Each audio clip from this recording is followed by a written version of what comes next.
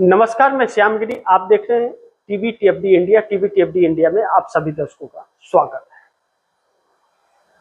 बंगाल के अंदर ममता बनर्जी की पार्टी टीएमसी सवालों के घेरे में आकर के खड़ी हो गई है। ममता बनर्जी की पार्टी बचेगी या ममता बनर्जी की पार्टी खत्म हो जाएगी? ममता बनर्जी भाजपा से कंप्रोमाइज कर लेंगी या ममता बनर्जी इंडिया गठबंधन में बनी रहेंगे?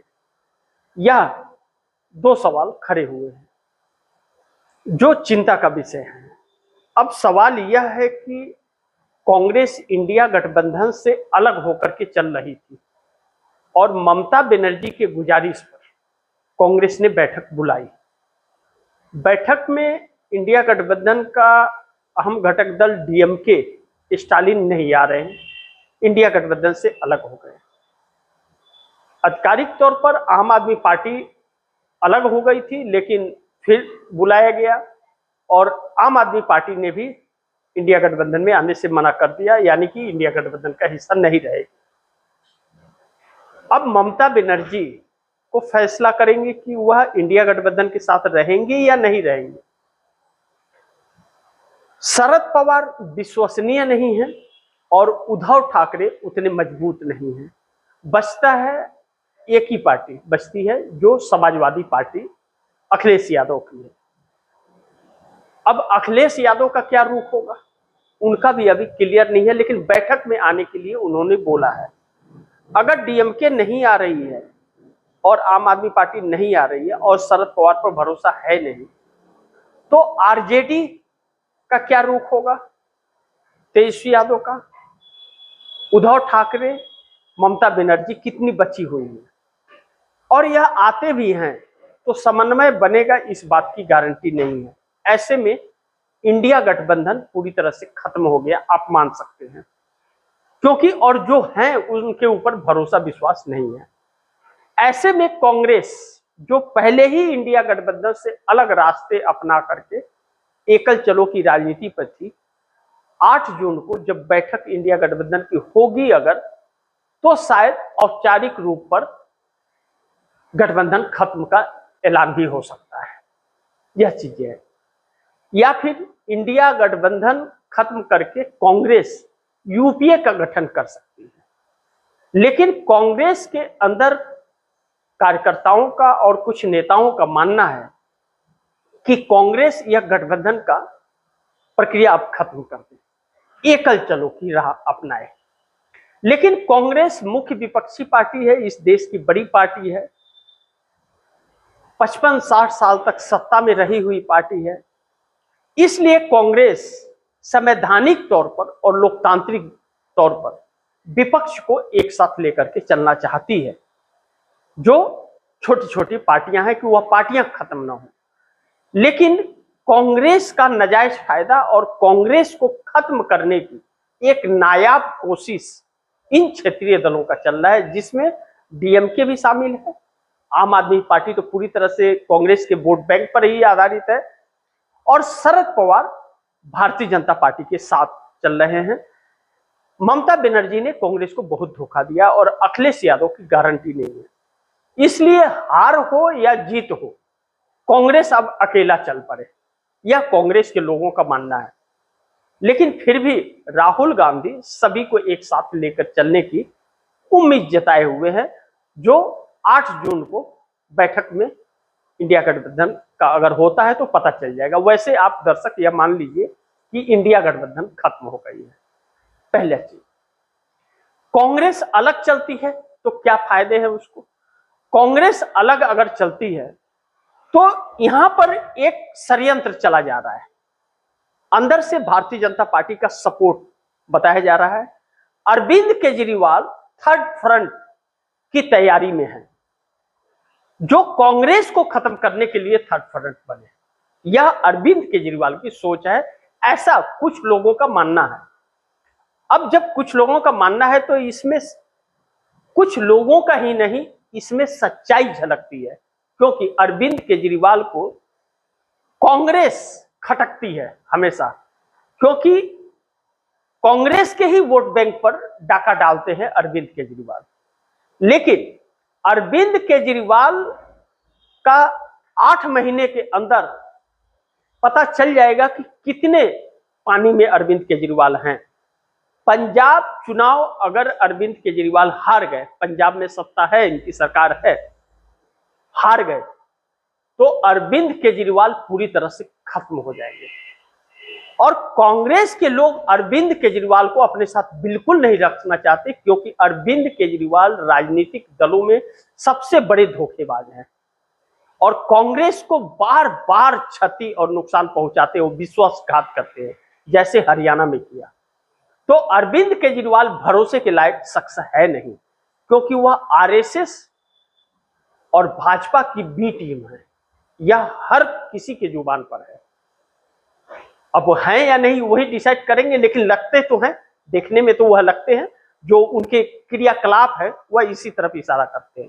टूट भी गए हैं और पंजाब के दम पर वह इस बार टिके हुए हैं, और पंजाब हार गए तो पूरी तरह से खात्मे की तरफ भी चले जाएंगे। लेकिन अगर थर्ड फ्रंट बनता है तो क्या?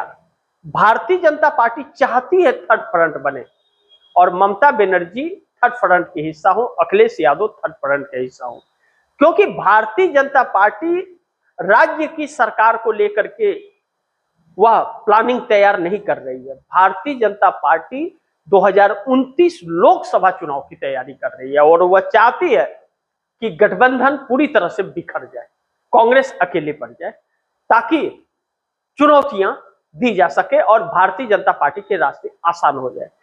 अब इसमें जनता को समझने की जरूरत है कि यह कितनी बड़ी साजिश और चाल चली जा रही है। जो एक राज्य नहीं संभाल पाया, जो भारतीय जनता पार्टी का 4 दिन सामना नहीं कर सकता, वह इस देश को क्या खाक संभालेगा? फिर उसी भ्रम में लोग पल जाएंगे और फिर लोगों का भ्रम टूटेगा तो फिर नजर आएगा। तब ऐसे ही में कहते हैं, तब पछताए होते हैं क्या जब चिड़िया चुग गई खेत। अब कांग्रेस के पास जो रास्ता है, एकल चलो, और कांग्रेस के लोगों का भी मानना है कि हम अकेले चलेंगे, अपने टीम को मजबूत हम करेंगे। जो यूथ कांग्रेस और एनएसयूआई जो छात्र संघ का संगठन है कांग्रेस का, यह पूरी तरह से सड़क पर उतर करके मेहनत कर रहे हैं। लेकिन इन क्षेत्रीय दलों का अपने अपने क्षेत्रों के अलावा कहीं वजूद नहीं है। ऐसे में इन क्षेत्रीय दलों का क्या प्रभाव पड़ेगा, यह इसका फैसला जनता करेगी। लेकिन हो न हो कि इनका वजूद खत्म हो जाए, लेकिन भारतीय जनता पार्टी इनका इस्तेमाल कर रही है और धीरे धीरे क्षेत्रीय दलों को खत्म कर रही है। यह बात कब समझ आएगी इन्हें, यह ऊपर वाला जाने। लेकिन यह सब के सब ईडी सीबीआई इनकम टैक्स के चपेट में है, इसलिए भारतीय जनता पार्टी डंडा लगा करके इनको अपने साथ सीधा रख रही है। यह अब जनता को समझना पड़ेगा। अब ऐसे में अखिलेश यादव साथ रह करके भी साथ नहीं है। उत्तर प्रदेश के चुनाव को लेकर के अभी तक आधिकारिक तौर पर कांग्रेस से कोई बातचीत नहीं हो रही है। अखिलेश यादव की अलग तैयारी है और कांग्रेस की अलग तैयारी है। अखिलेश यादव सक्षम नहीं है भारतीय जनता पार्टी का मुकाबला करने के लिए, और कोई क्षेत्रीय दल मोदी का सामना नहीं कर सकती, यह भी तय है। ऐसे में कांग्रेस का रुख बहुत साफ है, इंडिया गठबंधन से अलग होकर के अपनी राह पर चलना। लेकिन अब बिहार के अंदर तेजस्वी यादव, वह भी इंडिया गठबंधन के हिस्सा है। बिहार की राजनीति उलझी हुई है। सम्राट चौधरी सीएम बनने के बावजूद वह घिरे हुए हैं और विरोध भी उनका हो रहा है। हाई वोल्टेज ड्रामा बिहार के अंदर चला और नीतीश कुमार तमाशा देखते रहे। हाई वोल्टेज ड्रामे में राबड़ी देवी आवास को खाली कराने के लिए सम्राट चौधरी लगे हुए हैं और किसी कीमत पर खाली कराना चाहते हैं, और राबड़ी देवी मकान को खाली नहीं कर रही हैं। लालू प्रसाद यादव परिवार ने कहा कि आप प्रशासन भेज करके खाली करा लीजिए। सवाल यह नहीं है कि खाली हो रहा है या नहीं हो रहा है, सवाल यह है कि अगर राबड़ी आवास खाली हो रहा है तो और भी बहुत सारे आवास को सम्राट चौधरी को खाली कराना पड़ेगा। और सिर्फ राबड़ी देवी आवास को खाली करा रहे हैं और बाकियों को खाली नहीं करा रहे हैं, तो फिर यह सवाल बना रहेगा पक्षपात का। ऐसे में सम्राट चौधरी सरकार ने लालू प्रसाद यादव के परिवार से सुरक्षा कम कर दी। 3-4 पुलिस वाले बस रख दिए वहां पर। पूर्व सीएम है। अब राबड़ी देवी या लालू प्रसाद यादव के परिवार ने उन सुरक्षाओं को वापस कर दिया। सरकार को बोला कि आप अपनी सुरक्षा ले जाइए, हमें नहीं चाहिए आपकी सुरक्षा। उनको वहां से जाने के लिए कह दिया। बुलेट प्रूफ गाड़ियां थी, उन सबको वापस कर दिया कि नहीं, आपकी सुरक्षा की जरूरत हमें नहीं, आप लेकर के जाइए। ऐसे में डीआईजी का लेटर लेकर के प्रशासन का एक अधिकारी पहुंचा कि हम उन सुरक्षा कर्मियों को लेने आए हैं, और वहां सुरक्षा कर्मी थे ही नहीं। यानी कि एक ड्रामा प्रशासन ने दिखाने की कोशिश की। सब सम्राट चौधरी के किए खिलाफ थे यार, क्योंकि वही गृह मंत्री भी हैं। अब ऐसे में लालू प्रसाद यादव, राबड़ी देवी, तेजस्वी यादव सब ने अपना सिक्योरिटी वापस कर दी सरकार को कि आप ले जाइए, हमें आपकी सुरक्षा की जरूरत नहीं है। ऐसे में आरजेडी के सभी नेताओं ने अपनी सुरक्षा वापस करने का ऐलान कर दिया। अब बिहार के अंदर नीतीश कुमार जो सरकार के रिपोर्ट कार्ड को बार बार मंगा करके देख रहे हैं, उन्हें पता तो चला ही होगा। राबड़ी आवास के बगल में ही वह रह रहे हैं, पड़ोसी हैं, तो ऐसा तो है नहीं कि पता नहीं चला होगा, पता चल रहा होगा। लेकिन नीतीश कुमार चुप्पी मारे हुए हैं। नीतीश कुमार पूरी तरह से एमएलसी चुनाव में लगे हुए हैं। 11 सीटों पर चुनाव होने जा रही है।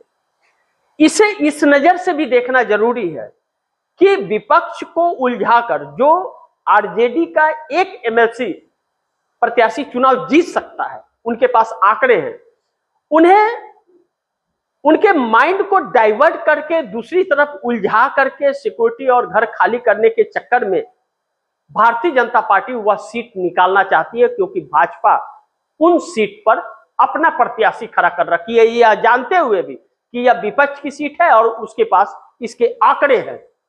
यह इस देश के लोकतंत्र के लिए सही नहीं है, यह गलत संकेत है। यानी कि भारतीय जनता पार्टी यह चाह रही है कि विपक्ष पूरी तरह से खत्म हो। विपक्ष के आंकड़े हैं तभी भी वह उसका प्रत्याशी न चुना जाए। यानी कि धोखाधड़ी, और इसे गद्दारी कहते हैं लोकतंत्र के साथ। इसे राजनीति नहीं कहते। लेकिन यह सब जारी है। लेकिन क्या तेजस्वी यादव इंडिया गठबंधन का हिस्सा रहेंगे? जबकि तेजस्वी यादव होते तो हैं, लेकिन चुनाव के वक्त वह लैंड फॉर जॉब मामले में जेल न चले जाएं, इसके लिए भाजपा से कंप्रोमाइज हो जाते हैं। 2 चुनाव से ऐसा देखा गया, विधानसभा चुनाव और लोकसभा चुनाव, दोनों में यह चीजें देखी गई। अब ऐसे में तेजस्वी यादव के ऊपर कांग्रेस कितना भरोसा करेगी, जब लोकल चुनाव तेजस्वी यादव के साथ लड़ने के लिए कांग्रेस ने गठबंधन तोड़ दिया, नहीं तैयार है। यानी कि इंडिया गठबंधन खत्म है। अब एकनाथ शिंदे एनडीए गठबंधन के हिस्सा हैं। 54 विधायक और 7 सांसद हैं। लगातार इस बात की चर्चा हो रही है कि वह एनडीए गठबंधन छोड़कर घर वापसी करेंगे और शिवसेना दोनों टूटी हुई जो है वह एक हो जाएगी। और इसकी लगातार चर्चाएं भी चल रही है। कहा यह भी जा रहा है कि संजय राउत ने कहा कि दरवाजे खुले हैं घर वापसी के, और इस बात की चर्चा हो रही है कि सब कुछ फाइनलाइज हो चुका है, सिर्फ ऐलान करना बाकी है। कभी भी एकनाथ शिंदे एनडीए छोड़ के घर वापसी कर सकते हैं। कितनी सच्चाई है आने वाले दिनों में पता चलेगी। लेकिन चंद्रबाबू नायडू ने मोदी का साथ छोड़ दिया और सीजेपी का क्रोध जनता पार्टी, जो छात्रों ने आंदोलन किया जंतर मंतर पर, उसको समर्थन कर दिया। इसका मतलब यह नहीं कि एनडीए गठबंधन छोड़ दिया, नहीं, इस मुद्दे पर सरकार का साथ छोड़ दिया, मोदी का साथ छोड़ दिया चंद्रबाबू नायडू ने, और उसे समर्थन दे दिया। अब इससे अलग अलग कयास लगाए जा रहे हैं, लेकिन चंद्रबाबू नायडू ने अपने दूरदृष्टि का इस्तेमाल करते हुए उन छात्रों को दिया और मोदी सरकार को अल्टीमेटम कि इनका गुस्सा अगर भड़का तो बड़ी समस्या खड़ी हो जाएगी। यह चंद्रबाबू नायडू जानते हैं, और चंद्रबाबू नायडू जानते हैं यह गुस्सा अगर छात्रों का भड़का तो पूरे देश में भड़केगा। तो आंध्र प्रदेश में चंद्रबाबू नायडू के लिए बड़ी भारी चुनौती हो जाएगी छात्रों का सामना कर पाना। ऐसे में चंद्रबाबू नायडू ने उनका सपोर्ट करना बेहतर समझा और उन्हें समर्थन दिया और नरेंद्र मोदी सरकार को जोर का झटका दिया। आने वाला वक्त चुनौतीपूर्ण नरेंद्र मोदी के लिए है। शिक्षा मंत्री धर्मेंद्र प्रधान का इस्तीफा मांगा जा रहा है। इस्तीफा लेंगे या नहीं लेंगे, ऐसा प्रतीक तो नहीं हो रहा कि मोदी धर्मेंद्र प्रधान का इस्तीफा लेंगे, लेकिन देश की राजनीति जिस दिशा में जा रही है, इससे यह तो साबित हो रहा है कि देश कंगाल और भिखारी बनता जा रहा है और सरकार भाजपा चुनाव जीतती जा रही है और विपक्ष उसे न समझकर आपस में लड़ता जा रहा है, जो इस देश के लिए घातक होगा।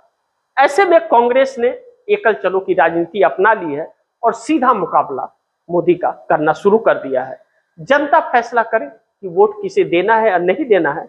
अगर ऐसे ही क्षेत्रीय पार्टियों को मिलते रहे और यह सांसद चुन करके इनके आते रहे और आ करके भाजपा जैसे लोगों का समर्थन करते रहे, तो इस देश का भला तो कभी भी नहीं होगा। इसलिए देखना यह होगा कि जनता का फैसला क्या होता है। बाकी आप दर्शकों की क्या राय है और क्या सुझाव है, कमेंट बॉक्स में जरूर दीजिएगा। इस खबर को ज्यादा से ज्यादा शेयर कीजिए, अपने दोस्तों को भी कहिएगा आगे शेयर करें, और आपने टीवी इंडिया को सब्सक्राइब नहीं किया सब्सक्राइब कर लीजिए, अपने दोस्तों को भी कहिएगा सब्सक्राइब करें। मिलते हैं अगली खबर के साथ, तब तक के लिए नमस्कार।